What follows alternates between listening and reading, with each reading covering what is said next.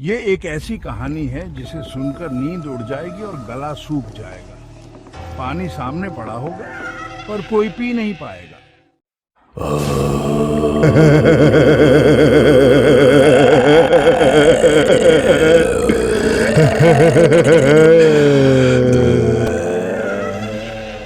यह कहानी कमजोर दिल वालों के लिए नहीं है।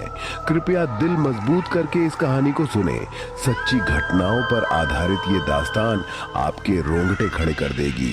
अगर आप आसानी से डर जाते हैं तो आगे बढ़ने से पहले एक बार फिर सोच लें। क्या आप विश्वास करेंगे कि एक 13 साल के बच्चे के शरीर में कुछ ऐसा समा गया था जिसने दुनिया के सबसे अनुभवी डॉक्टरों और चर्च के पादरियों को तक दहला कर रख दिया। दीवारों पर खरोंच के निशान, बिस्तर का हवा में उठना और एक बच्चे का अजीब भाषाओं में बोलना। क्या ये सब किसी आत्मा का खेल था या फिर इंसानी मानसिकता की कोई जटिल उलझन? आज आप सुनेंगे एक ऐसी सच्ची दास्तान जो सदियों तक डरावनी कहानियों का हिस्सा बन गई है। यह है रोनाल्ड डो की कहानी। तैयार हो जाइए एक ऐसे सफर के लिए जो आपको रातों की नींद से दूर कर देगा। ये कहानी शुरू होती है 1949 के जनवरी महीने से। अमेरिका के मैरीलैंड के एक छोटे से कस्बे में रहने वाला रोनाल्ड डो, जिसे असली नाम रॉबी मैनहेम बताया जाता है, अपने माता पिता के साथ साधारण जीवन बिता रहा था। सब कुछ सामान्य था जब तक कि एक दिन उसकी चाची ने उसे एक अजीब खेल से परिचित नहीं कराया, ओइजा बोर्ड। ओइजा बोर्ड का प्रयोग आत्माओं से संपर्क करने के लिए किया जाता है।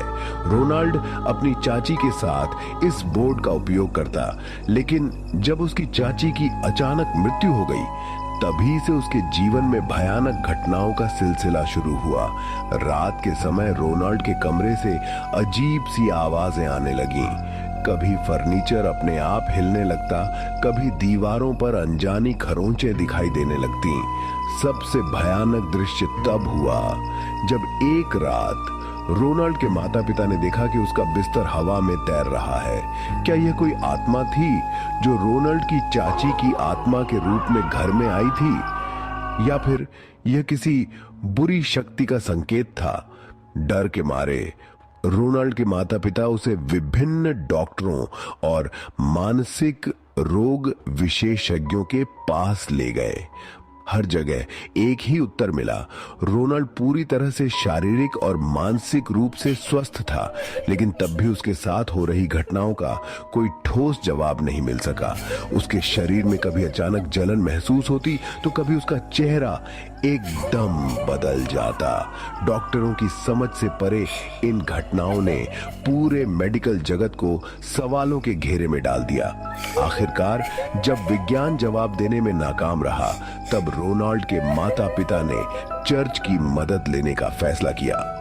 कैथोलिक चर्च के फादर विलियम बोर्डर्न को बुलाया गया।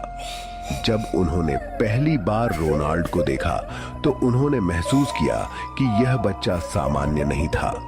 चर्च ने यह माना कि यह एक पॉजेशन यानी आत्मा का कब्जा हो सकता है। इसके बाद शुरू हुआ एग्जॉर्सिज्म का सिलसिला। रोनाल्ड पर करीब 30 बार एग्जॉर्सिज्म किया गया और हर बार कुछ अजीब और खौफनाक घटित होता।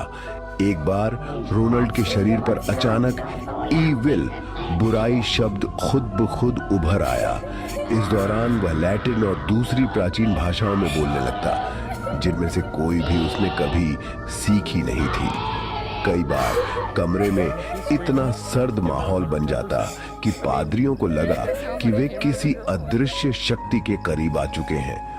पादरियों का कहना था कि जब भी वे रोनाल्ड पर प्रार्थना करते तब कमरे में अचानक अंधेरा छा जाता और एक ठंडी हवा चलने लगती। वह लड़का अचानक असामान्य ताकत हासिल कर लेता और कई बार उसे 5 लोग भी काबू में नहीं कर पाते। चीजें अपने आप इधर उधर गिरने लगती और दीवारों पर क्रॉस के निशान अपने आप बनते जाते। पादरियों का मानना था कि यह आत्मा रोनाल्ड की चाची नहीं बल्कि कोई दुष्ट शक्ति थी जिसने रोनाल्ड के शरीर को पूरी तरह से अपने वश में कर लिया था। यह घटना इतनी भयावह थी कि इस पर 1973 में द एक्सोर्सिस्ट नामक फिल्म बनाई गई, जो हॉरर फिल्मों की दुनिया में एक क्रांति साबित हुई। द एक्सोर्सिस्ट में दिखाई गई घटनाएं असल जिंदगी में रोनाल्ड के साथ घटित हुई थीं। यह फिल्म आज भी हॉरर की दुनिया में सबसे डरावनी मानी जाती है और इसे देखकर लोग रातों को जागते रहे। एक्सोर्सिज्म के कई सत्रों के बाद आखिरकार रोनाल्ड ने सामान्य व्यवहार करना शुरू किया। चर्च का मानना था कि वह आत्मा अब उसके शरीर से निकल चुकी थी, लेकिन इस घटना ने उस लड़के की मानसिक स्थिति को बुरी तरह से प्रभावित किया। क्या वह आत्मा सच में चली गई थी या फिर वह अब भी कहीं छुपी हुई है, एक और मासूम शिकार की तलाश में?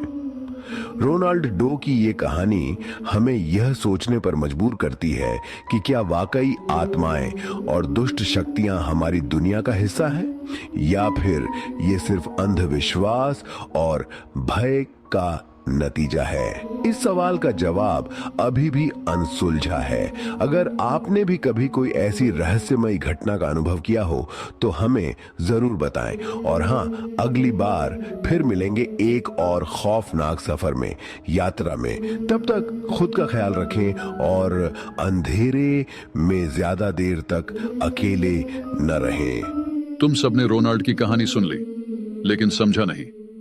काले जादू और अनदेखी ताकतों के साथ खेलने का अंजाम वही होता है जो उसके साथ हुआ। ये ताकतें सिर्फ खेल नहीं, वो ऐसी आग हैं जो तुम्हें और तुम्हारे अपनों को खाक कर सकती हैं। अगर तुमने इस चेतावनी को नजरअंदाज किया तो अगली बार शिकार तुम हो सकते हो। याद रखना, जो अज्ञात है उससे दूर रहो, वरना काली शक्तियां तुम्हें घेर लेंगी और तब कोई तुम्हारी मदद नहीं कर सकेगा।